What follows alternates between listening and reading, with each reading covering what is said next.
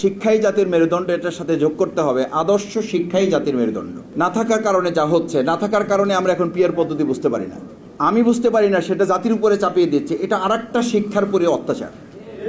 আরে ভাই, আমি বুঝতে পারি না, সেটা তো আমার সীমাবদ্ধতা।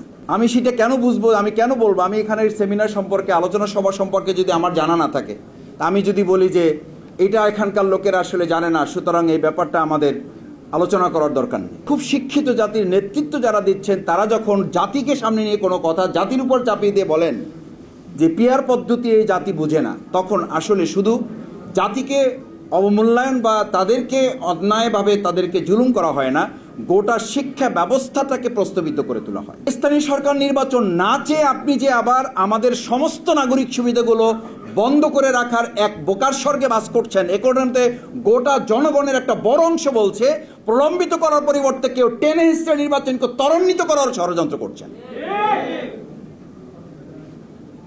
আপনি এখন, আমি প্রায় বলি, এই এখানে বাদ দেন, যদি এখানে মনে করেন এখানে মোটিভেটেড কিছু লোক আছে, এখানে ইন্টেনশনের কিছু লোক আছে, চলেন রাস্তায় বের হন।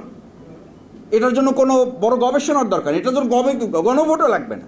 আপনি প্রেস ক্লাবের সামনে একটা জায়গা কোয়ারি করেন, আটকে দেন, 100 জন লোককে ধরেন, তাদেরকে জিজ্ঞেস করেন যে ভাই এখন কি নির্বাচন, বিচার, সংস্কার কোনটা দরকার?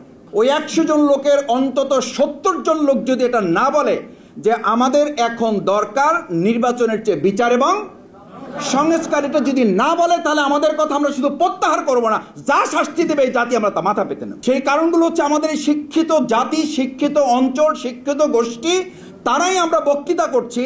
আমার কথা না শুনলে টিউনও থাকতে পারবেন না, আমার কথা না শুনলে ওসি থাকতে পারবেন না, এলাকা ছাড়তে হবে।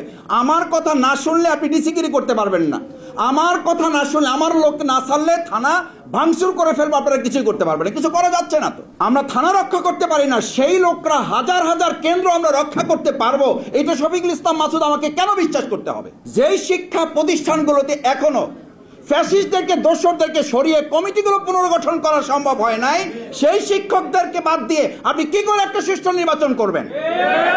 এই শিক্ষকরাই তো প্রিজাইডিং অফিসার বাবু বিজলি কেন্দ্রে তারা দায়িত্ব পালন করবে। শিক্ষকদেরকে দিনের পর দিন রাস্তায় ঘুরিয়ে আমরা এসির মধ্যে বসে সিদ্ধান্ত গ্রহণ করে দেশ চালাবো, এটার জন্য আমাদের ভাইয়েরা, বোনেরা, আমাদের শিক্ষকেরা এই প্রেস ক্লাবের সামনে